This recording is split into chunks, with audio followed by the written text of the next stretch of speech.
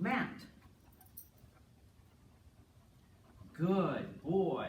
So now we're doing mat work, and this week I want you to build duration on the mat. So I cued him to the mat and he went and laid down and I gave him a treat. I put the treat on the mat. I don't give the treat to the dog like that. I put it down on the mat. That keeps his head going down. If I start giving him the treat, he starts reaching up for it, and that's beginning to lift his weight off the mat. So I like to keep him focused down on the mat. And since I'm just doing duration, I'm not going to add a whole lot of distraction. In other words, me moving around. I'll move a little. And I'm rewarding for him staying on the mat. I will build this up to 2 minutes over the next week. The way you want to do it is to set a timer for 30 seconds and start with that. And take about 5 treats. And treat pretty often while he's on for 30 seconds.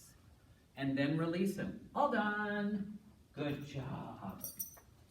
Let him walk around for a bit because it's hard sometimes. Matt, he's back on the mat. Now notice, I didn't treat him right away. That's because he knows this skill, and so I don't want him thinking he's always going to get a treat when he lays down on the mat. Now I will treat for that. I'll set the timer for about 45 seconds, and I'll keep treating during that. As the dog learns the skill, I will lessen my rate of reinforcement, so he's not getting as many treats during that time. Also, when I'm building duration, I'm going to set the timer for 30 seconds, then I'll do one for 45 seconds, and then I'll do one for 20 seconds. Then I'll quit, come back later in the day, and I'll set the timer for 45 seconds, and then maybe 35 and 20. Come back in the evening, and I'll do one for 15 seconds, one for 45, and then one for 30.